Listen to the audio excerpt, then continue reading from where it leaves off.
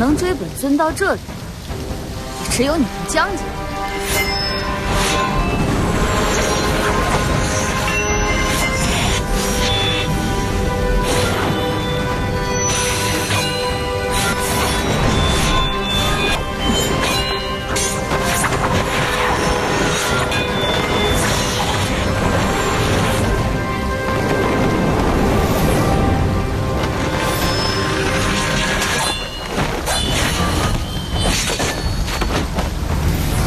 你不杀我，我传你五曜心经。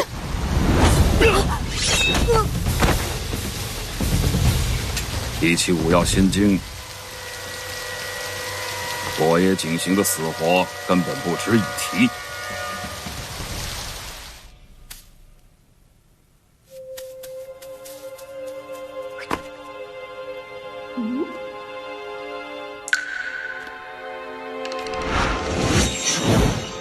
小娃娃，你是不是叫江清流？你是谁？我姓大，叫大好人。你练过武功？当然，我爷爷说我学的可好了。你根骨不错，可是你练的一点都不好。你胡说！你看，天下武功，唯快不破。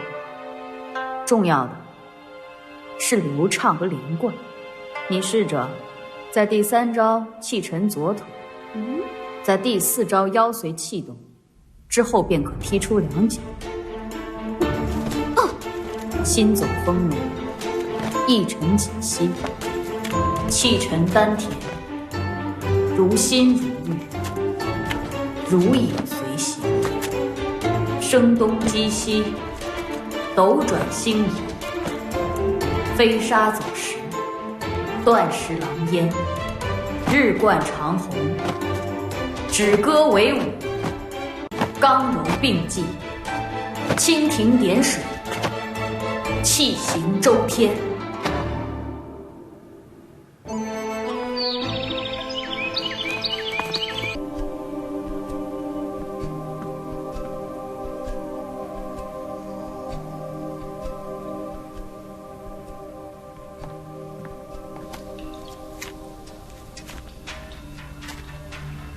来了，来看看，顺便告个别。哟，这里怎么还有一颗长生丸？反正你每次都要喂我3颗，等你走了我就吐1颗。这会儿你又来喂我，无非就是多睡一会儿。这么多年，清不清醒不重要。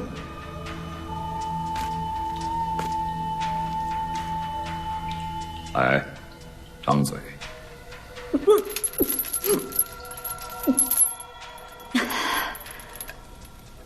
趁你现在还清醒，赶紧把五曜心经最后4句秘诀告诉我。这东西是真不好吃，要不你也尝尝？秘诀嘛，这么多年我已经告诉你前4句，这后4句看你表现，看我心情。也许再等个10年8年吧。少爷，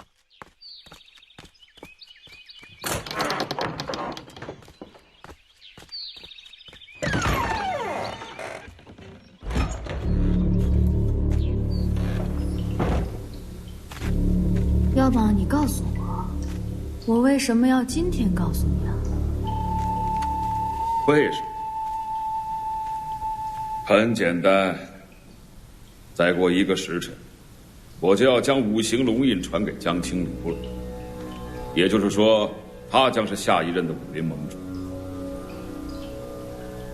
江湖上除魔卫道的事情，老朽可就管不了了。我和你之间也就再无关系。但有一件事情，我今天必须办。清流这个孩子武功虽然很高，但为人太过善良，江湖阅历也太浅了。而你呢，生性残暴，诡计多端，一旦逃出升天，将会是清流最大的隐患。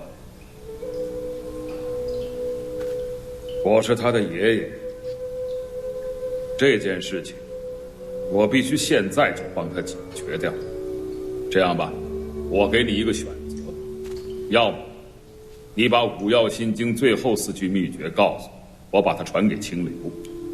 你的武功绝学也算是有传承，我给你留全尸；要么我就将你碎尸万段，挫骨扬灰，让你和你的五曜心经从此在江湖上消失，江湖上再也无人知晓。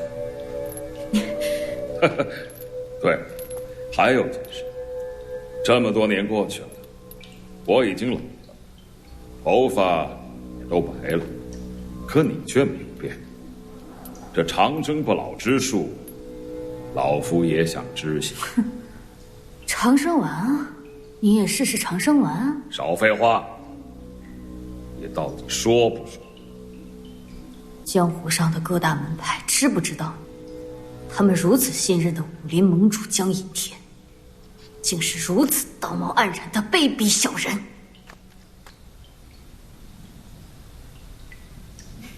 你不是号称天下第一吗？你信不信？我现在杀你都不用武功。江隐天，你堂堂武林盟主，打着匡扶正义的名号，把本尊关在这蛇鼠之地，其实不过是为了这本经书。以你江家现在在武林上的地位，这件事传出去，你就不怕被人耻笑吗？传出去？谁传出去？你还是我？别忘了，你是江湖上第1号杀人魔头，你甚至背信弃义的杀死了自己的师父，还是血洗了寒阴谷的叛徒。我也请邪，你的话会有人信吗？江湖上的人，不知道的事还多呢。不知道江家那个小娃娃即将上任的武林盟主，他要是知道他爹江少桑不是我杀的，你这个当爷爷的还……谁都知道，是你杀了江清流的亲爹，也就是我的独子江少桑。谁？什么人？清流。爷爷，你怎么到地牢来了？奶奶已经到了，让您过去主持接人大典。方才发现您不在，四处寻找，才发现您在这儿。刚才我们的话，你都听见了？啊，爷爷，虽然刚刚看见门外碎石飞起，好奇心驱使，才下来看看。你来的正好，认识一下。这位就是江湖上谈虎色变的第1魔头，火野锦行。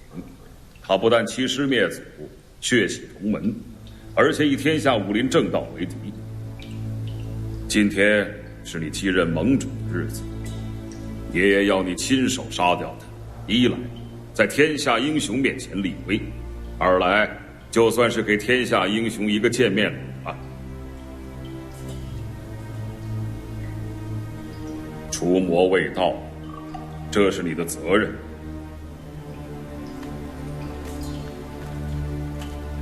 别忘了，你的父亲就是死于繁心掌，你杀他，也算是替父报仇。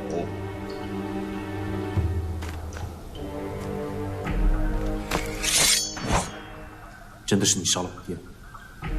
你刚刚是听到了？老爷，老爷，自打我14岁行走江湖开始，我爷爷就告诉我，我爷锦行是你江清流的杀父仇人，而且还是你从小到大的师傅，大好人。一派胡言。从小开始，我练的就是我们江家的9分剑法和残笑神功。你教的那些，只不过是糊弄人的小把戏罢了。残象神功，那才是骗小孩的玩意儿。你爷爷也只不过练到第8层，若不是我从小点拨你修炼心法，你以为你会比你爷爷强吗？我承认，你是教会我不少东西，所以我才没有在得知是你杀了我父亲之后，就立马回来取你性命。今天你就给我一个痛快话，是不是你杀了我爹？你问我，你爹是不是我杀的？对。小娃娃长大喽。你说什么？你当时没有杀我，并不是念什么师徒之情，而是你并不完全相信你爷爷的话，对吗？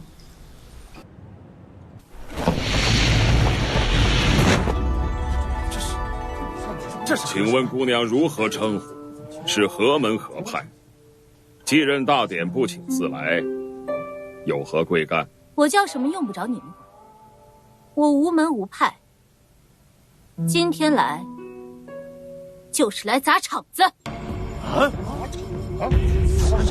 他是何人？什么人？你这婆娘，个子不高，胆子不小。今天是武林盟主的继任大典，竟敢在这里说这种话！你知道在座的都是谁吗？哼，我管你在座的猫三狗四，在我眼里不过是一群废物。当然，也包括你。找死！武林中武功最高者方能成为武林盟主。我是来挑战的，比武还是比酒，你们挑。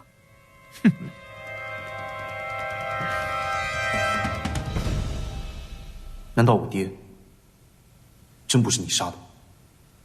我真的没有杀你爹，不过我也真的不知道是谁杀了他。当年在雁荡山，本尊身中暗器，晕厥之前算起来活着的一共有5个人，醒来之后本尊就在这儿，活着的就只剩我跟你爷爷了。我说我没有杀你爹，信不信由你。少庄主，有一名异域女子来大殿上捣乱，说要挑战武林盟主，现在正在跟梅公子过招，老爷怕有什么意外，让你赶紧回去。好，你回去告诉你。是，我这就来。等会儿我再回来问你。等等，江清流，刚才你提剑之时，明显剑气不足，这若是一时怒火攻心也就罢了，如若不是，恐怕你的残象神功有问题了。走火入魔？我练的可是残象神功，乃是正派心法，就算练不好，也不至于上身。总之，无论等一下那异域女子武功如何，你都不可弃过中庭，否则必定走火入魔。当然了，办法不是没有。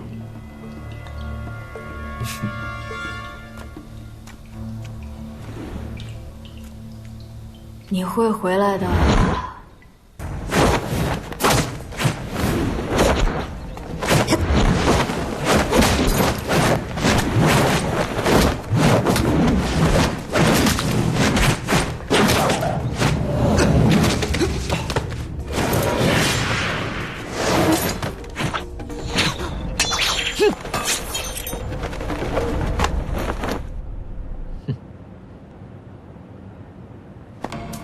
比武就比武，玩暗器有点太不入流了吧？是啊，他有铁扇做明器，我为什么就不能用牛毛金针做暗器呢？那好，姑娘，听说你要挑战武林盟主，那咱俩就光明正大的比试一番，谁也不让着谁。看来你就是继任的武林盟主了，果然气度不凡。不过我可是已经打了2场了，有点累了，想休息一会儿。妖女，刚才你飞暗器的时候怎么不喊累啊？那这样，我让你3招，只守不攻。好，那我就恭敬不如从命。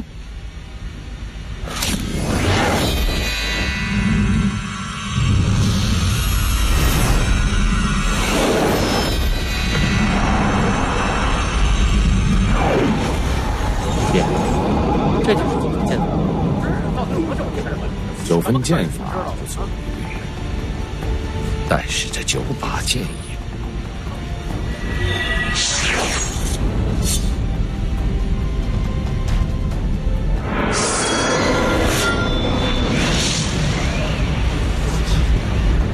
真不行吗？放心。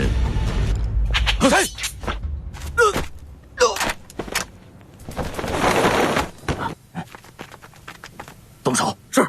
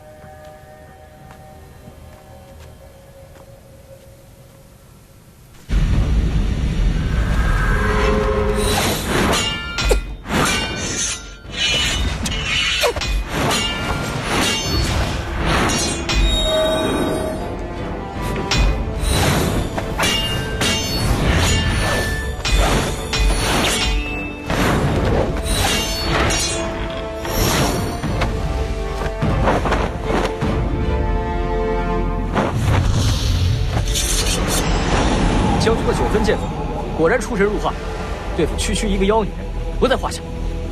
外练筋骨皮，内练一口气。你呀，连这筋骨皮都练不好，更看不出这一口气的差距。哎，要不是我救的你，你这口气差点就没了。哼！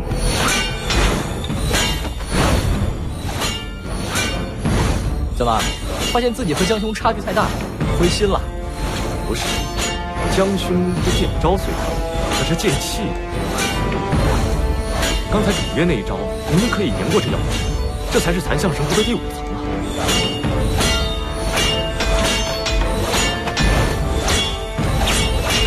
将军小心，此人故意拖延时间，可能有诈。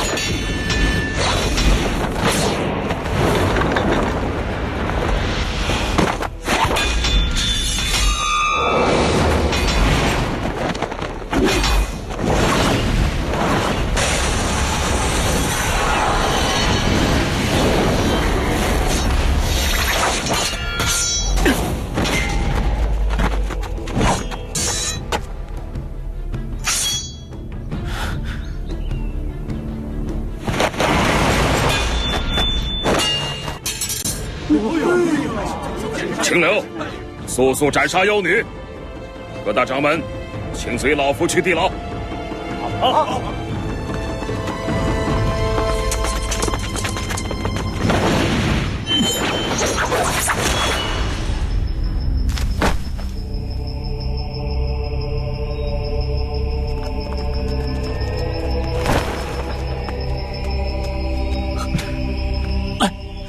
江兄，你没事吧？扶我去地牢，走。好，走。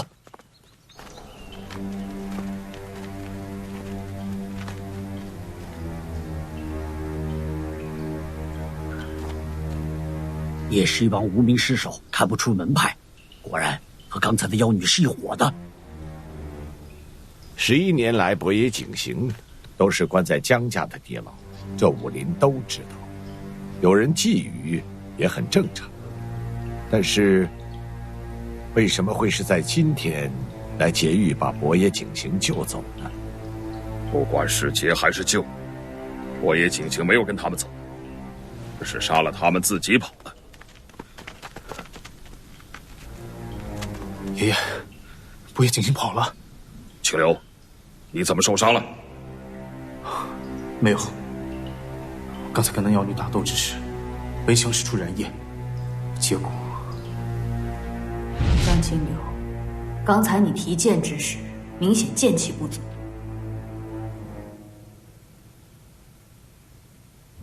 如若无事，恐怕你的残象神功有问题了。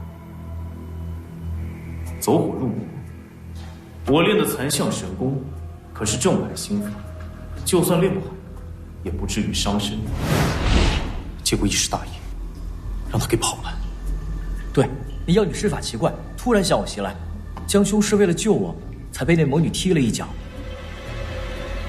各位掌门，你们先回聚贤厅等我一下，老朽要去送孙儿。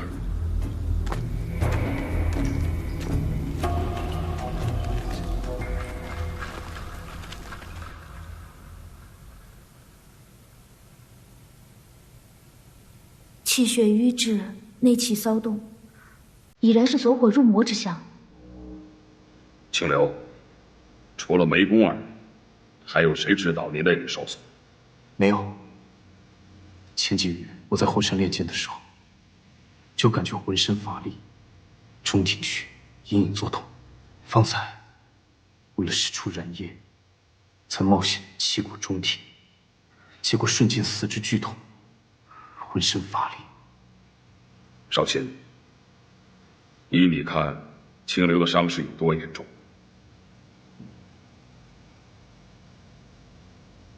伤心，你单说无妨，我挺得住。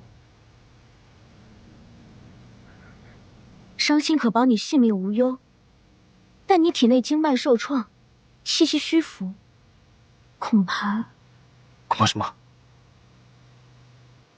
恐怕武功是不能再恢复了。伤心姑娘，你们天香谷是武林第一药王谷，而你们父女又被江湖上视为天下第一神医，难道就没有办法救清流吗？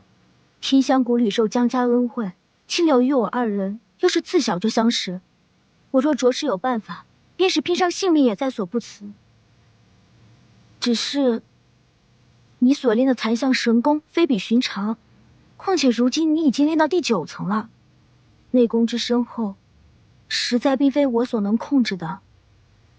为今之计，只有好生调养，确保性命无忧再做打算。我们武林中人失去了武功，就跟废物一样。总之，无论等一下那异域女子武功如何，你都不可气过中庭，否则必定走火入魔。当然了，办法倒不是没有。伤心姑娘，有没有可能将我体内的内力先全数转移至另外一位武功高强的人身上，再通过慢慢静养取回内力，这样可否恢复武功呢？此举虽貌似可行，但极为凶险。每个人所练的心法不同，况且经脉所能承受的内力也是极为有限的。放眼江湖，能承载残象神功第9层内力的人，着实不多。就算江爷爷也……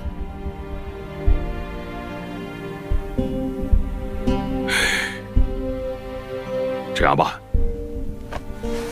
爷爷，武林各派都还在，我去安抚安抚。好，爷爷。伤心姑娘，你给清流先开个方子，让他好好调养调养。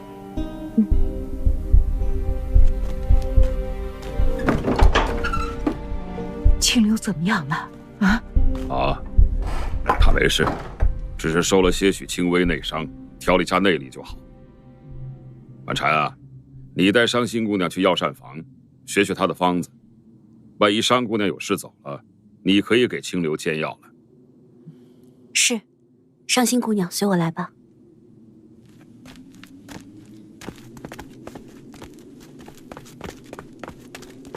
走吧，去聚贤厅。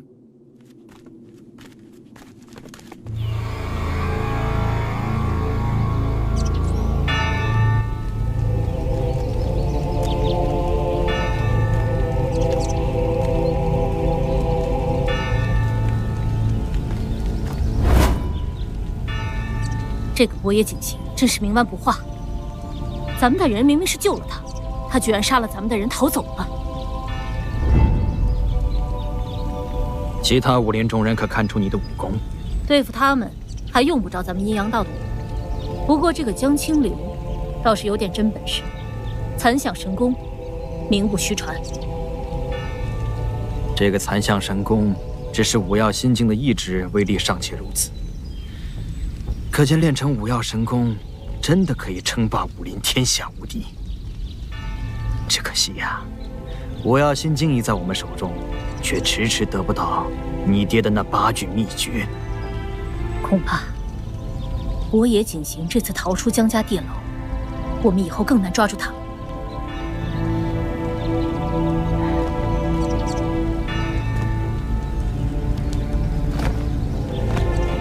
当初要是被我炼成这颗不灭丹，博野景行就算知道那8句心法秘诀，也照样不是我的对手。11年了，何时才能练到第4层？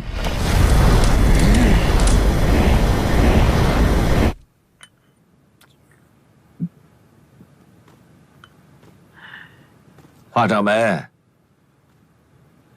你能坐下消停会儿吗？转得我头都晕了。哎，博野景行这个大魔头跑了，你说我还能坐得住吗？江盟主，陈璧山庄多年为江湖之首，武林中人马首是瞻，因此一直将博野景行囚禁于此，方感心安。如今博野景行从陈璧山庄逃走，已不知所踪，极有可能再次危害江湖。陈璧山庄是不是应该给在座的各位一个交代？今日之事，确实是我陈璧山庄的疏忽。我现在就给各位一个承诺，就算搭上我这条老命，也会把博野景行抓回来。话是这么说，但是能否做到，就另当别论了。如果再有什么事情发生，陈璧山庄负得起这个责任吗？各位掌门，现在追究谁的责任，也无济于事。眼下当务之急，就是立即抓住博野景行。博野景行11年来不见天日，精神涣散，而且身体武功大不如前，相信他跑不了多远。如今唯一之计，就是在江湖发布通缉令及诸位之令，将博野景行速速抓回陈璧山庄地牢。我呢，已经安排下属在临安城4周张贴博野景行的画像，相信在很短的时间里，博野景行就会有消息了。今日时辰也不早了，请各位前辈先到后厅用膳，今夜大家就小住陈璧山庄一晚。明天开始，我们正式全力抓捕博野景。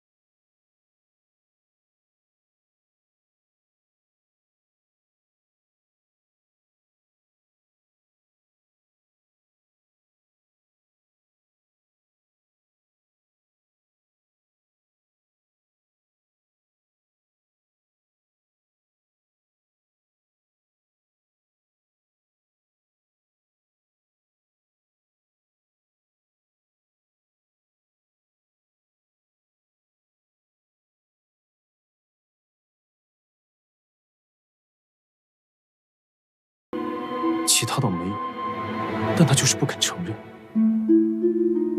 所以我想来问问您，到底是不是他杀的我父亲？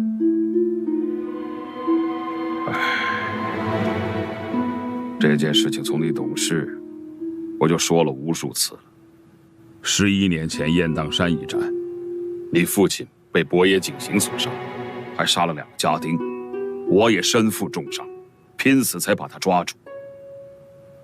你行走江湖也不短了，你见过哪个恶人主动承认过自己的罪行啊？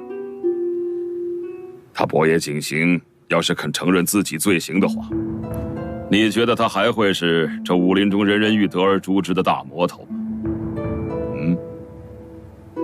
想想吧。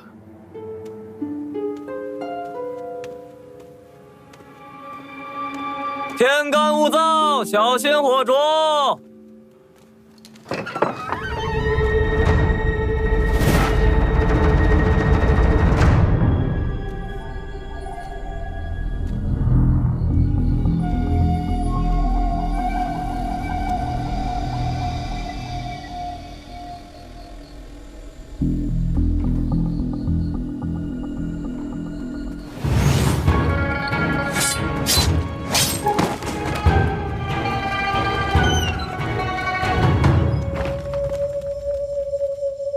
伤心，如果将我的内力先转移至另一人体内，再慢慢取回，这样可否有望恢复武功？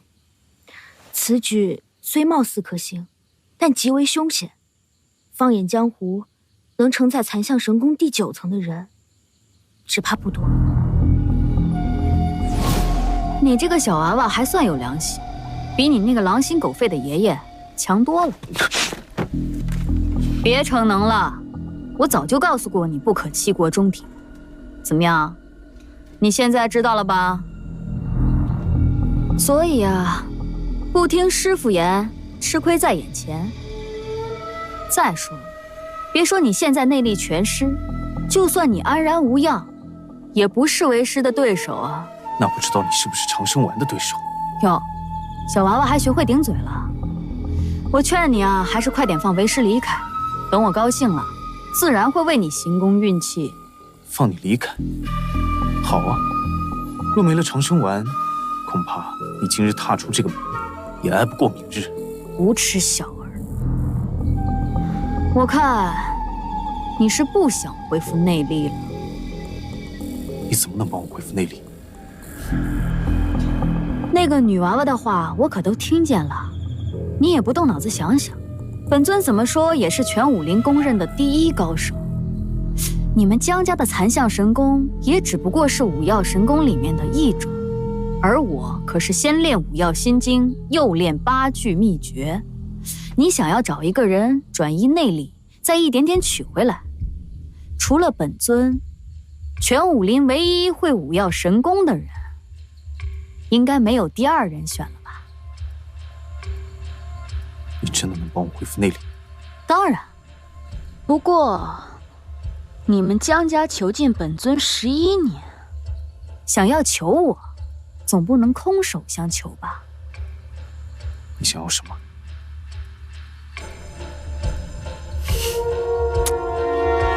唉，现在嘛，我饿了。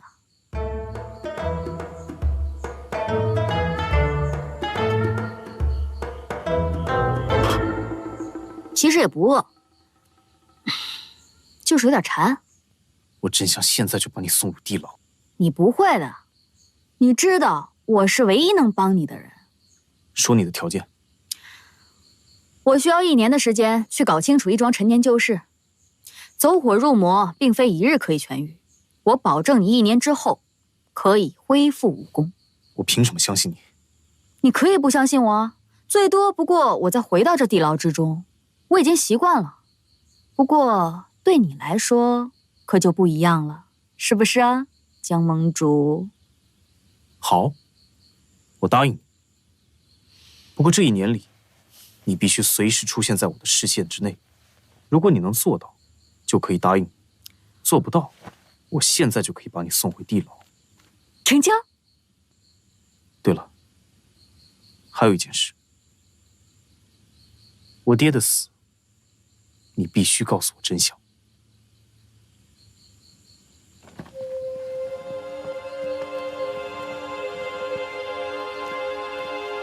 夫人，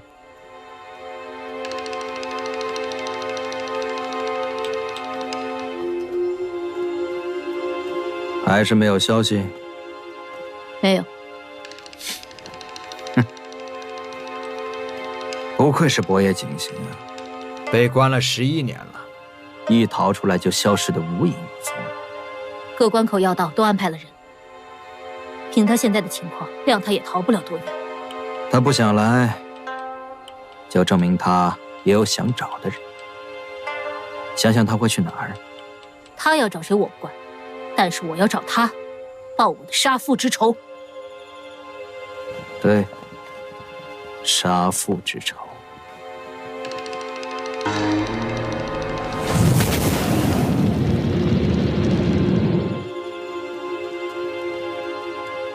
清流，我是婉婵。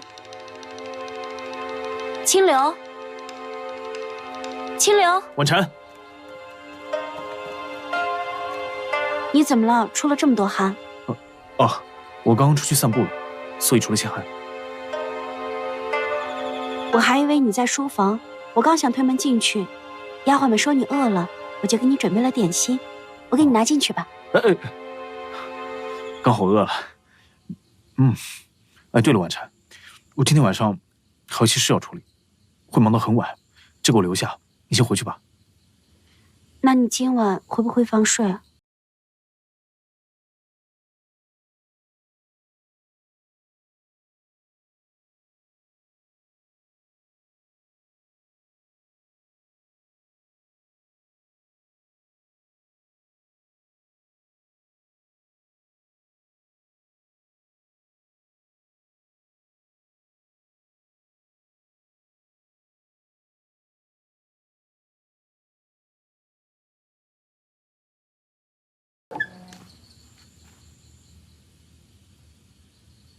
伯爷景行，伯爷景行。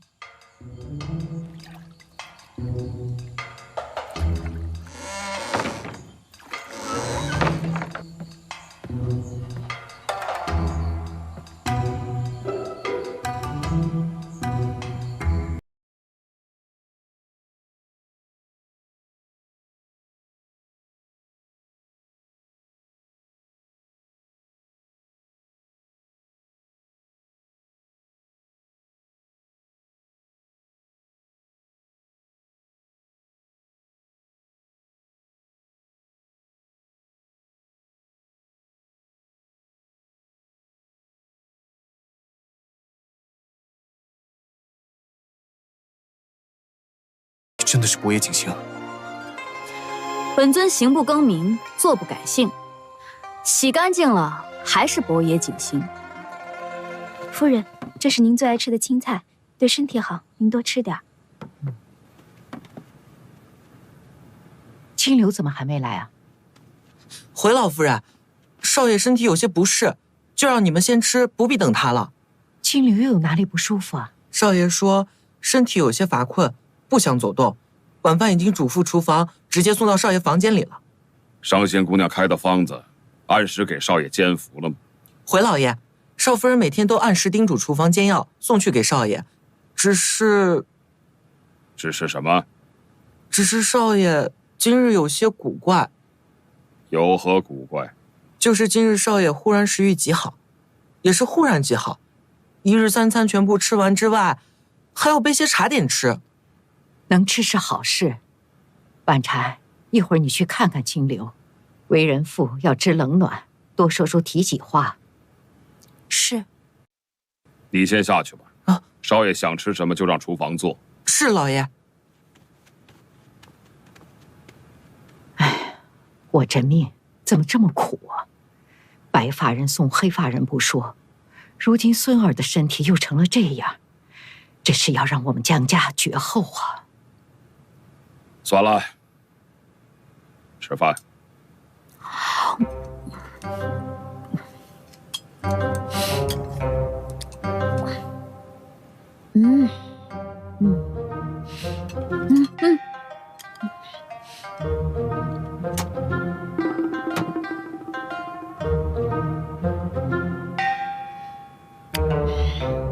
么多好吃的都没有合你胃口的，真是身在福中不知福啊！我们什么时候开始运功疗伤？这么着急啊？我还以为凭江盟主的功底，至少还能挺个1日半日的。少给我废话！我看你是开始怀念你的地牢生活了，是吧？不想。哎呀，你拿来吧。你还要什么？长生丸啊！你不是要疗伤吗？你忘了是谁把我变成这副体弱多病的身体了？要不是为了长生丸，你以为本尊还需要躲在你这副破瓦下，委曲求全吗？你知道就好。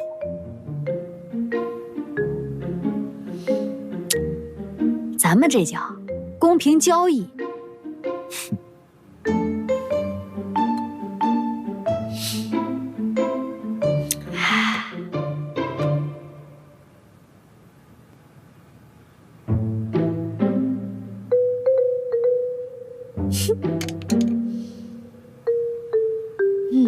我说，你有谱没谱啊？哼。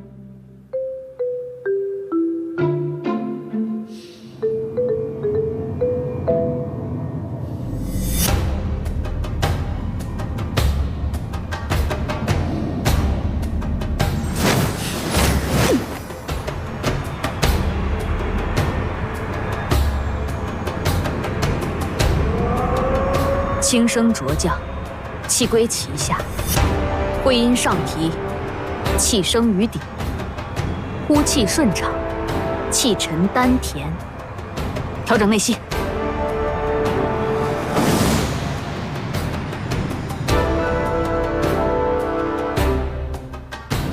如今我已将你体内3分功力传入到我的体内，按照你现在的承受能力，应该安息调养，待3日之后，我再取你2分功力。好。谁？少爷，是崔雪。何事？前边传话说是老爷在书房找你有事商量。退下吧。是。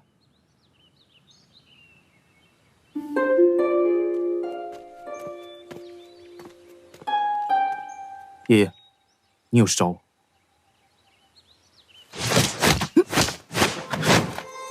爷爷，您这是什么意思？爷爷是担心，想看看你恢复的怎么样了。爷爷放心，孙儿的身体已经恢复的差不多了。伤心姑娘开的方子，都按时服用了吗？都按时服用了。那就好好休息，养好伤，尽快恢复功力。现在你已经是武林盟主了，还有很多大事等着你去做。好。对了，爷爷，有件事想问您一下。说吧。伯爷景行确定是个男的吗？不是男的，还是女的吗？对了，金风雾传来消息，说阴阳道已经动手，你一定要抓紧时间，在他之前抓到伯爷景行，这样你的武林盟主地位就坚不可摧。好，赶紧去养伤吧。那孙儿先退下了。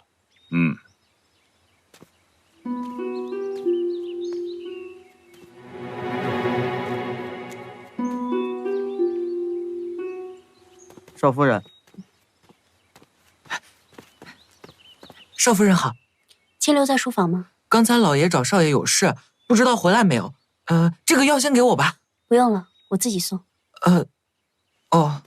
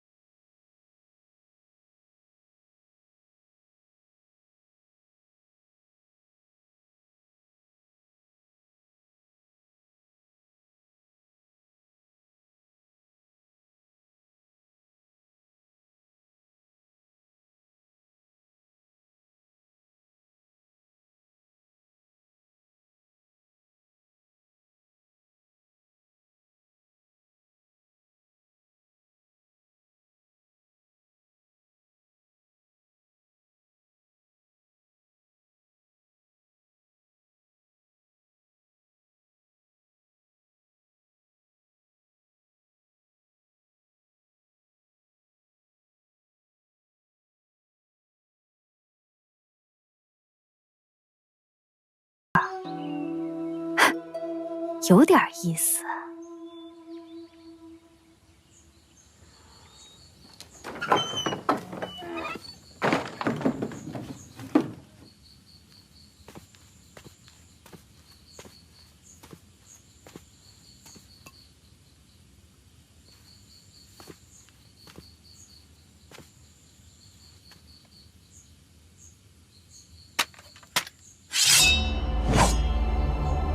似你一死，整个江湖唯我独尊。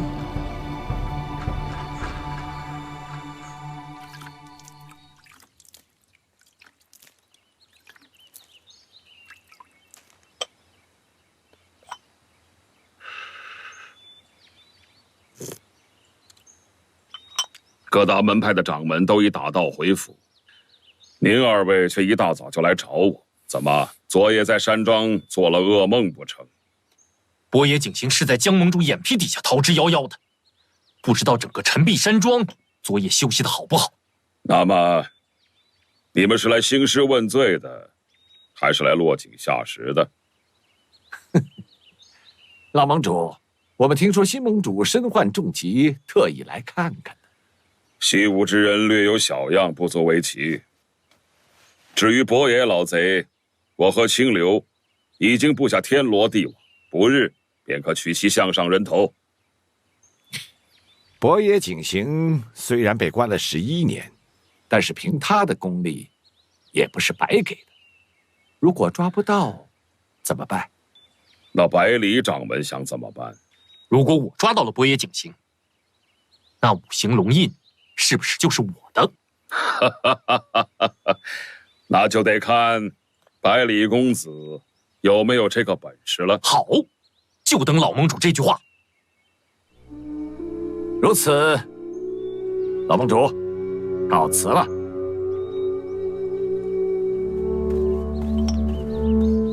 送客。宁萧，你看，这百合前几天还没有什么动静，今天。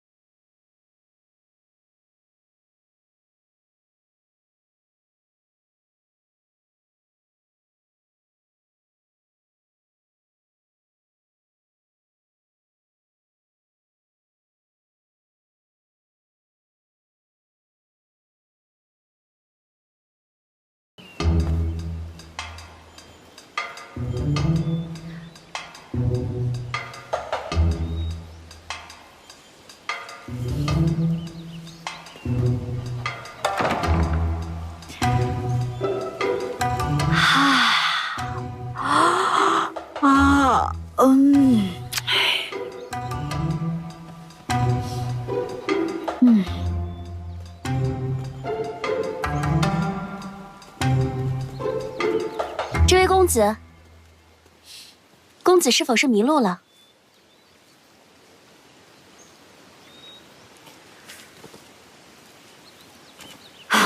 夫人果然好眼力，不知夫人是？你连我家少夫人都不认识，这位可是新任武林盟主江清流的夫人。哦，原来是江少夫人。在下初来乍到，一时眼拙，没有认出，恕在下无礼了。公子不必多礼。如果公子是来这花园赏花的，请自便；如果是迷了路，妾身可为公子指引。这个不知公子有何事？夫人可否借一步说话？啊？清流怎么将这房中之事也讲与公子听啊？至于我已经不算是什么秘密了。早年清流兄游历江湖，义薄云天，我们私交甚好，所以他曾请教过在下，我也答应过他。这事儿啊，我帮定了。那你怎么帮啊？在下认识一位神医，保证夫人的心结药到病除。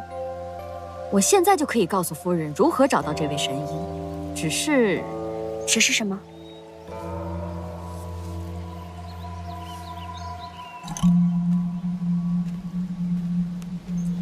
不知夫人可否也愿意帮在下一个小忙？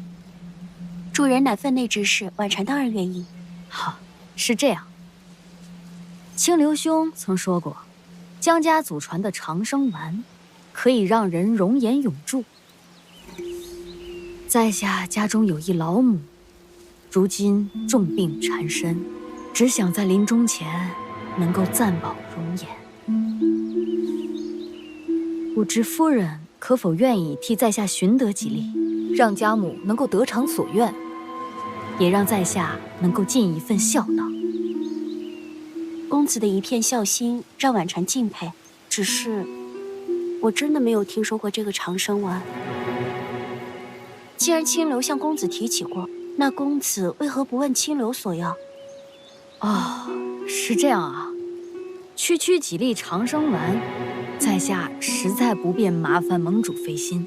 毕竟这武林庄的各种大事已经让盟主够忧心的了，况且盟主现在有恙在身。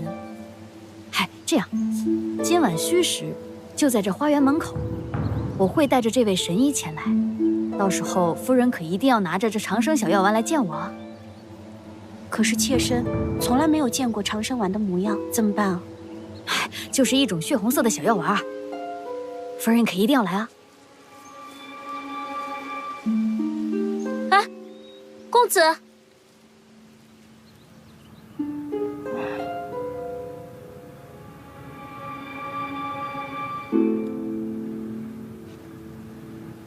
老贼，老贼，老贼，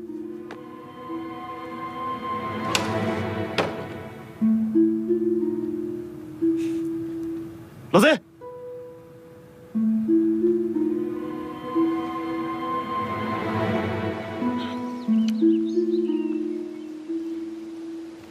你醒了？老贼，你就不能好好的待在屋子里吗？哎呀，屋里太闷了，我出来透透气，顺便参观参观你这陈璧山庄。果然是武林豪门呐，气派。你有没有遇到别人？没有。景公子，哎，少爷，您醒了。公子，这是您的茶点。这又是怎么回事啊？啊，少爷，景公子说救过您的命，那对我们江家来说，就是我们天大的恩人啊。景公子啊，大恩人啊，不敢当，不敢当，举手之劳，何足挂齿啊。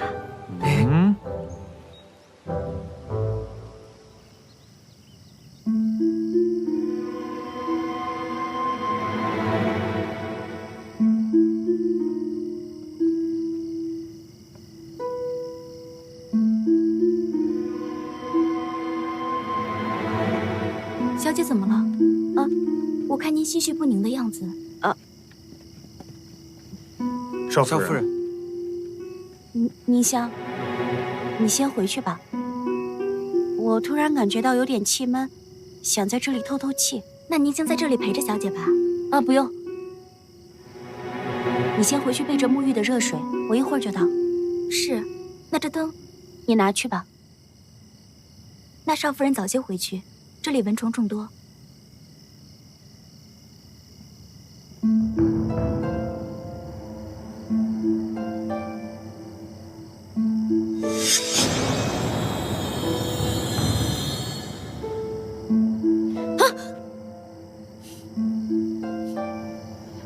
公子不是说在后花园？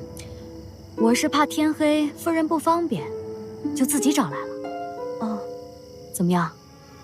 药找到了吗？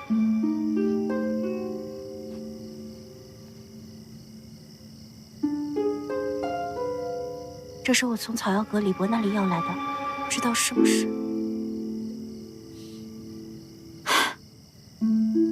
哦，神医今天有事来不了了，你就照着这个地址去找。就说是一位姓景的公子介绍的就行了。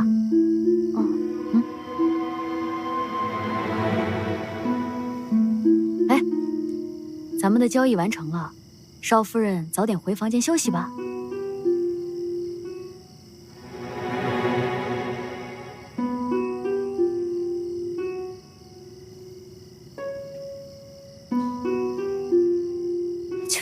去吧。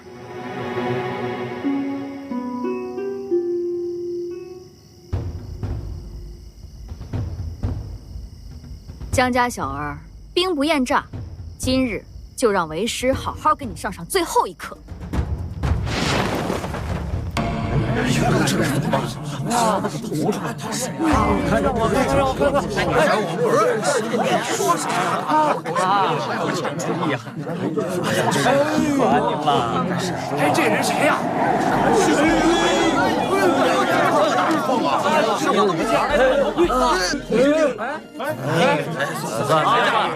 走吧走吧，原来真没走了，也不认识字。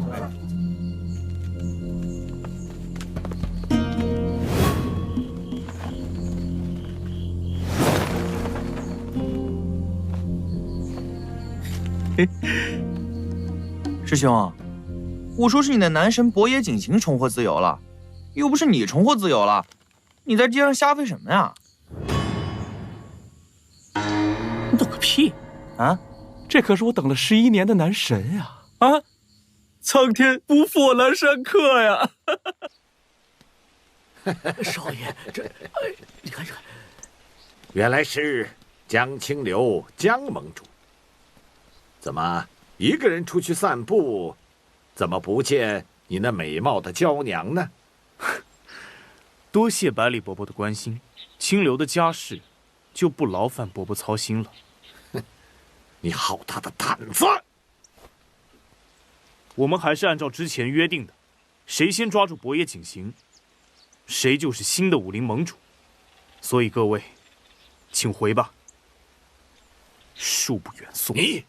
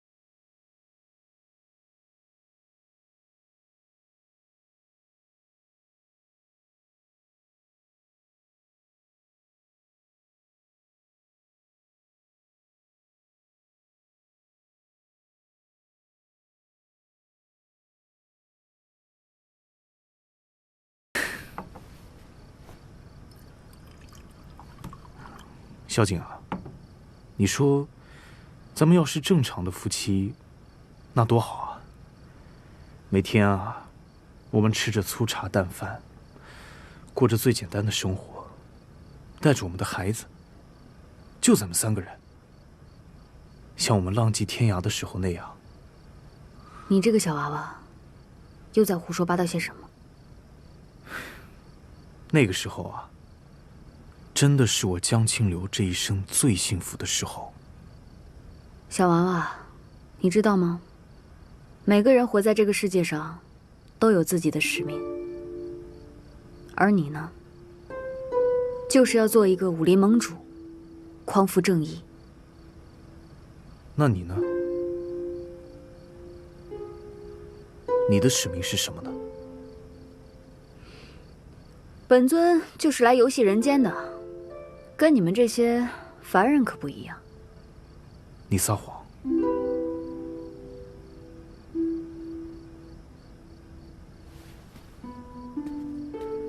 来人，给本尊准备洗澡水，本尊好几天没洗澡了。小景，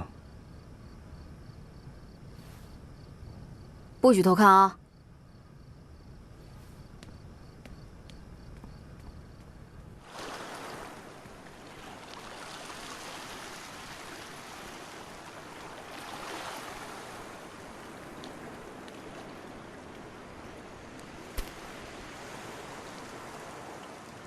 你要的药材我都给你带来了。从这些药材的剂量上来看，博野景行的身体应该支撑不了太久。你有什么打算吗？尽人事，听天命。大不了再回我的苍云岛，与山为邻，与海为伴，也挺好。若是我不想让你走呢？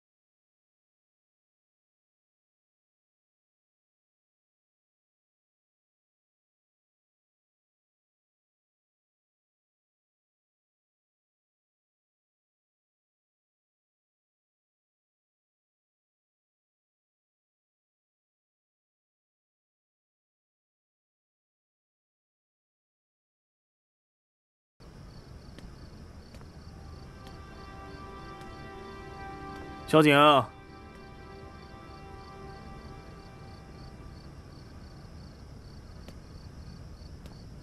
小景，小景，小景，小景，小景，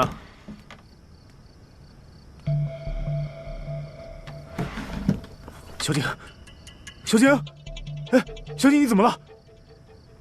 他的身体现在经不起任何的折腾，以前只需1日2顿的胭脂丸，为了保存体力，现在的他也只能是越吃越多。翠雪，哎，少爷，少爷，怎么夫人怎么了？快去找苦莲子，快！是。小景，小景。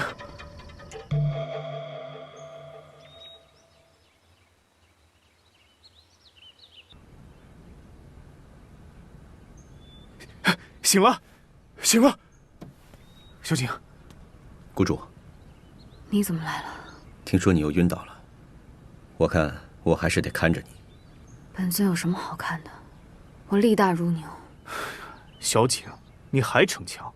那你身上带那么多胭脂丸干嘛？还力大如牛？哎，苦神医啊，小景的身体本尊好得很，是不是啊，苦神爷？啊，是吧？就是嘛，我的身体我还不知道。你还不知道？那你告诉我，你昨天是怎么晕在澡盆里的？你居然敢偷看我！这不是重点好吗？要不是因为我，你现在还泡在里面呢。哼，好像是稀罕看似的。江少爷，恐怕你还得去药房跟他们说一声，让他们多做一些花露来，越多越好。好，我这就去。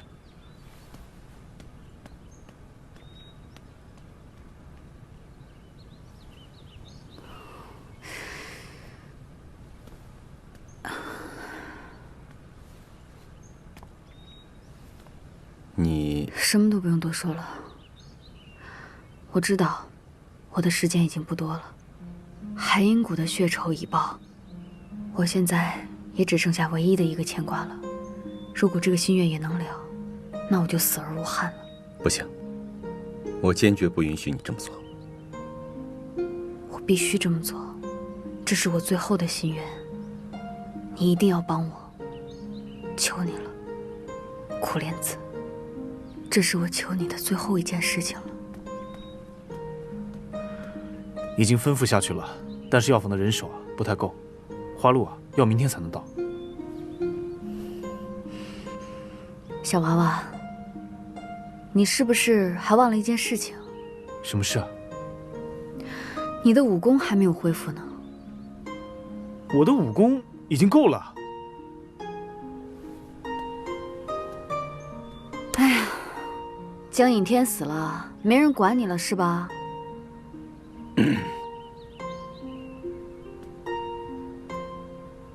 今晚运功，最后一次。这次运功之后，你的内力就完全恢复了。小景，干什么？你想过没有？白天说的事。什么事啊？咱们两个远离武林纷争，远离世俗矛盾的事。没想过。我知道你口是心非。我才没有。小景，你知道我这个人特别胆小，从小到大都这样，从来不敢做任何叛逆的事情。多少双眼睛盯着我，我不敢辜负他们的期待。当然了，还有很多人等着看我的笑话。直到碰到你，你是那样一个人，天不怕地不怕。我有时候特后悔，当初没在地牢里杀了你。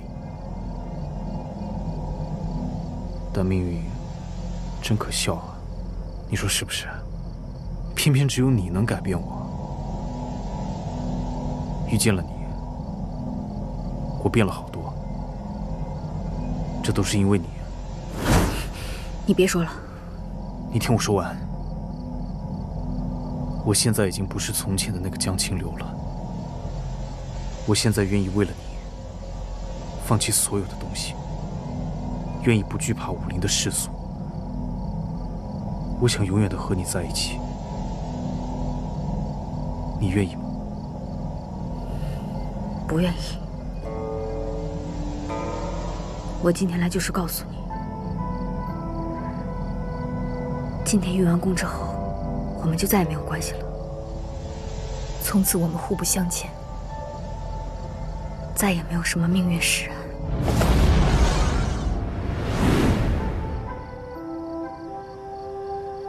你什么意思啊？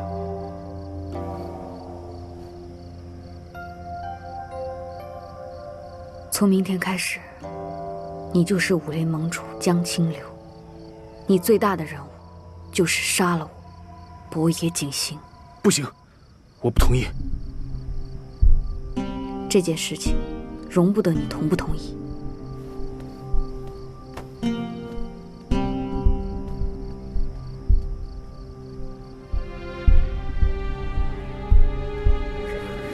请看一下，二位，先看一下。给我一张。哦，我也看看。武林盟主江清流要挑战博野景行。博野景行这个杀人如麻的大魔头抓到了？没抓到，这个是赤裸裸的挑衅呢。哦，这下可有好戏看了。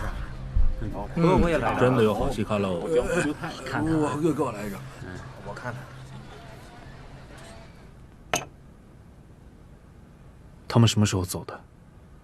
不太清楚，但凭少夫人的功夫，想走的不留痕迹也不是什么难事。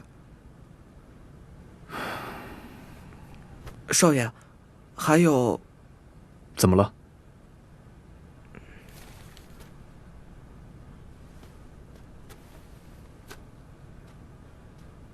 本人江清流将于3日之后在寒阴谷挑战博野景行，欢迎江湖亲友前来观看。这什么鬼啊！我什么时候发过这样的告示？可是江湖上还有谁敢用您的名号去造谣啊？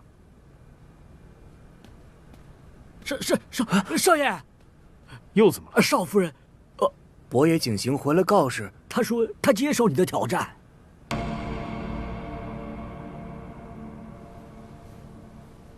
你真的想好了？明天的胭脂丸还够吗？胭脂丸，苦莲子，你给我笑一个。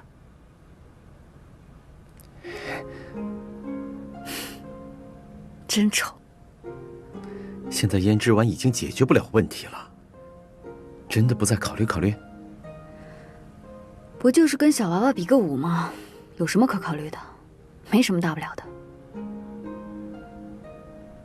那你保重吧。放心，命大，死不了。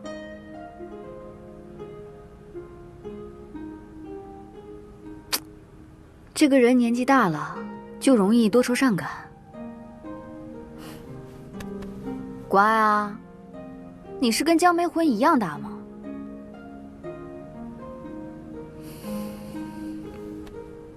我想通了，既然我不能阻止你，无论你做什么决定，我都支持你。苦莲子，谢谢你。一直以来，都谢谢你。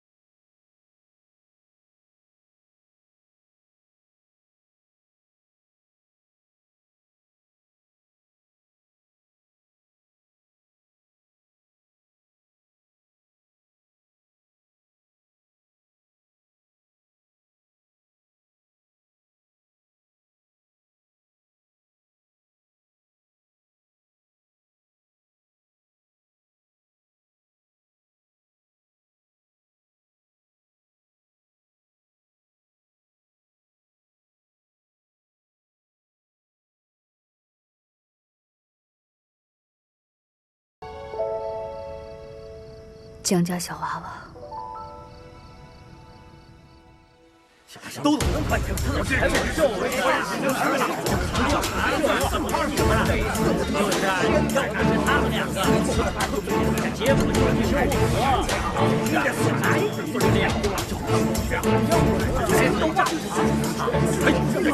我也行，我也行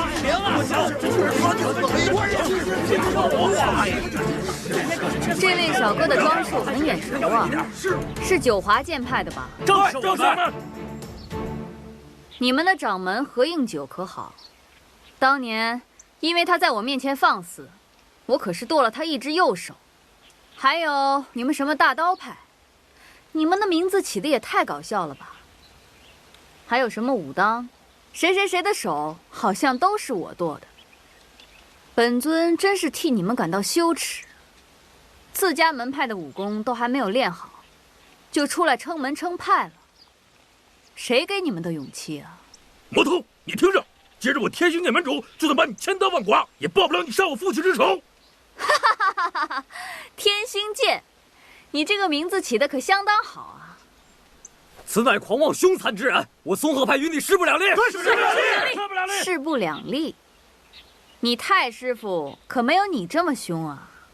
当年他跪在我面前求我饶他不死，要不？ 你也过来跟我比试两下？要是输了呢，也不可耻，只能说明你松鹤派仍如往昔罢了。少主，小心！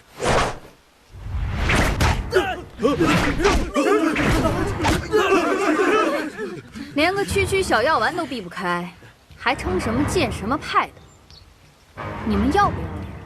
我还告诉你们，你们说的。 我都认，怎么着？谁敢出来单挑啊？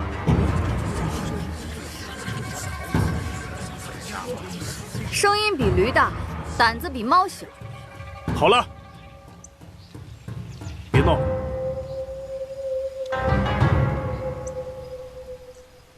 江家小娃娃，你不是要挑战我吗？今日就让我领教一下。 你们江家9分剑法的真才实学，还真的？你下的告示，不会是闹着玩的吧？当然不是。那就来吧。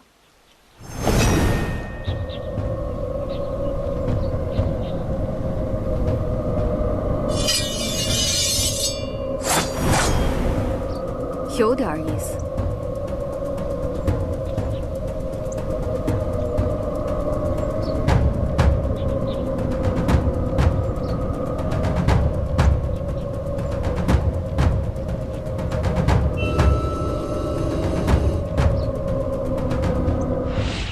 自打我14岁行走江湖开始，我爷爷就告诉我，你波野景行是我江清流的杀父仇人，而且还是你从小到大的师傅，大好人。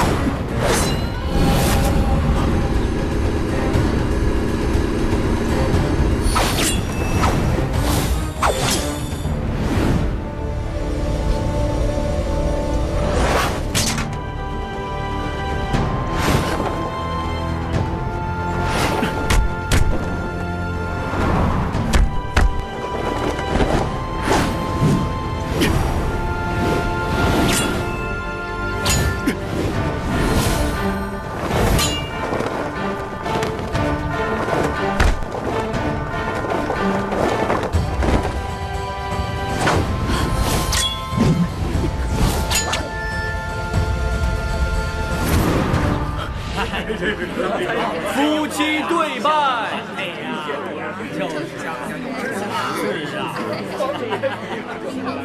慢着！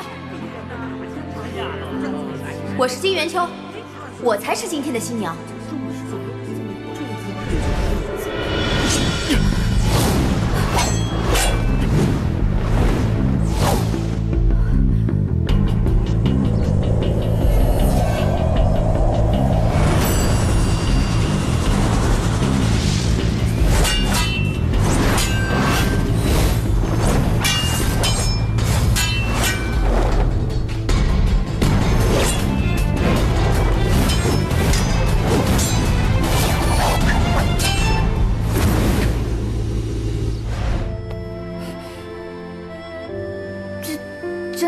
干嘛？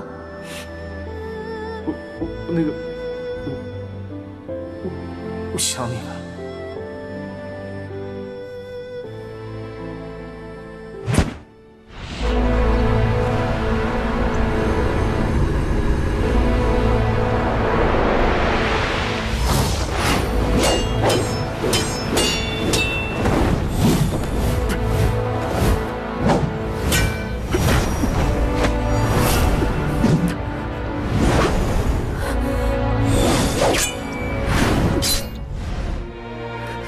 江青流有孩子了，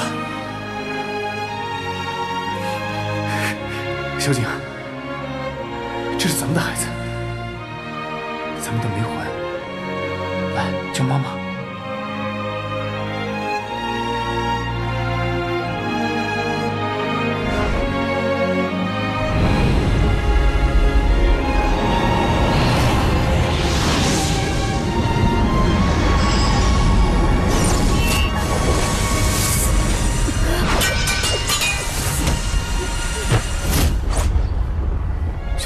没事吧，江清流？你给我用尽全力。小景，这只是一场比武。这不是。你早应该明白我什么意思的。你知道你说这话意味着什么吗？本尊还轮不到你这个小娃娃来教训我。小景，咱们走吧，离开这里，去过我们自己想过的生活。不可能，不可能的，江清流！你看看后面，他们都在看着你，都在等着你，你不能让他们失望。可我为什么不能？你难道忍心看着天下百姓都落入百里天雄那个老贼手里吗？婉禅说过，你不是一个人的江清流。你是天下百姓的江清流。你今天要是打不赢我，我一辈子都看不起你，永远都看不起你。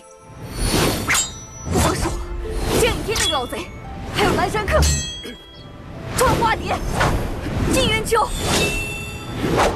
梅家娃娃、宫家娃娃，还有梅魂，都看不起你。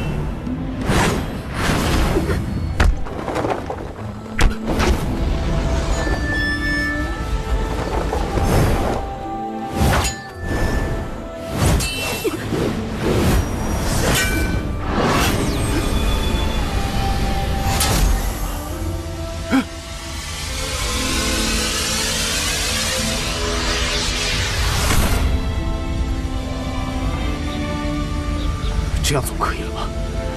你没有尽全力，可我只有这一招了。让我来。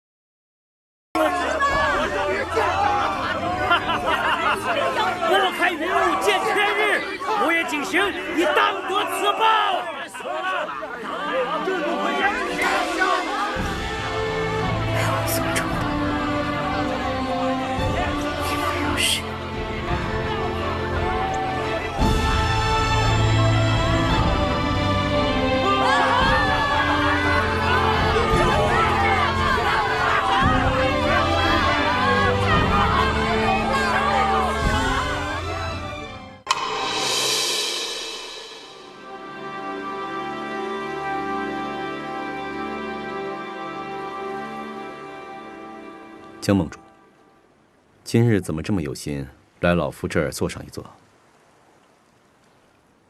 你不是刚当上武林盟主吗？怎么也不摆个宴席什么的呀？我想今天过来找你求证一个问题。你问吧。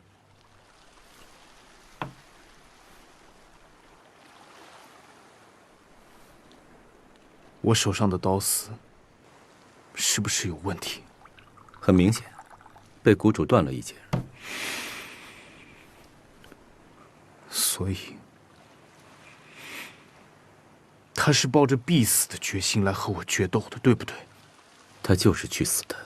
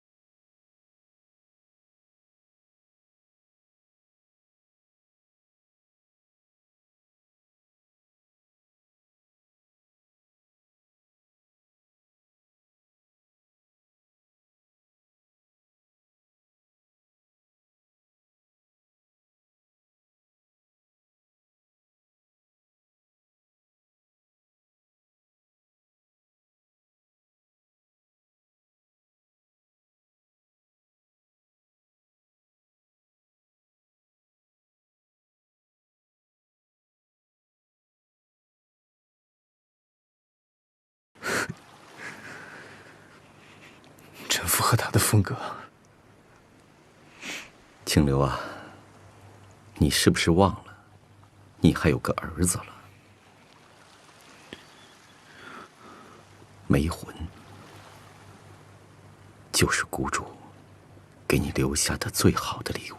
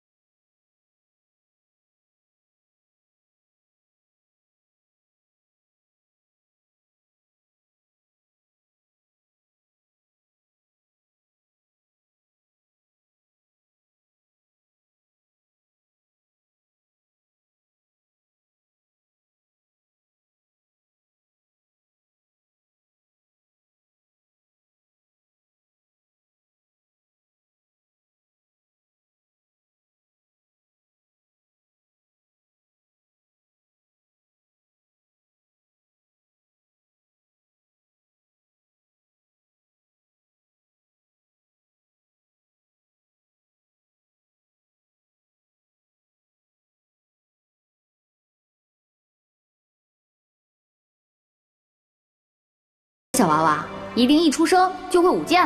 哎，打住啊！你不能这样胎教，他也是我的孩子。胎教？我们这胎教还不够意思啊！有几个婴儿在他娘肚子里面的时候，就跟着父母去降妖除魔了？降妖除魔这个词就不能这样用，应该叫匡扶正义，对吧，梅魂？好，匡扶正义，你开心就好。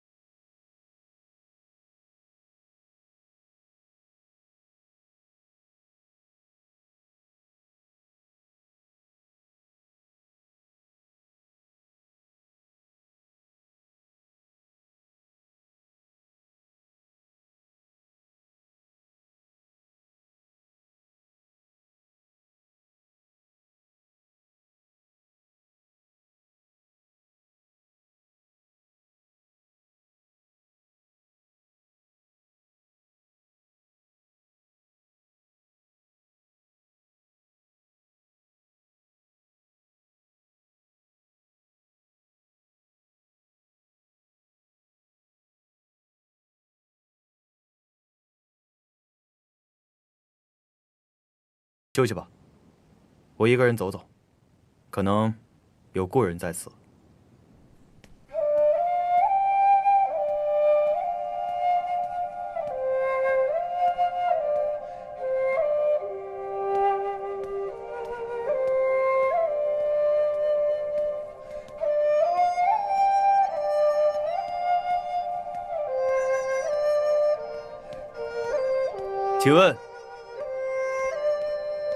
请问，这里是不是有位叫博野景行的前辈？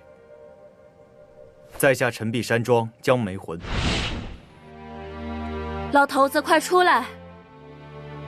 有贵客。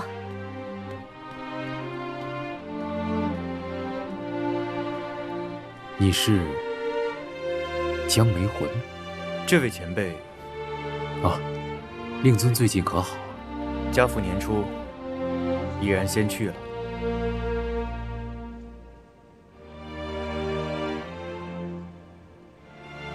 节哀。家父临走前，终日反复提及博野景行，我才知道我的母亲景氏真名。他还曾说家母在附近有过踪迹，所以我特意参军来此地驻守。请问，此处有哪位是博野景行前辈吗？你所找之人从未到过塞外。他托夫君师傅相告，命夫君以其名义行走，以免故人伤怀。那前辈是？在下博野景行御用医师首席弟子水鬼蛟。这位是我的夫人单婉婵。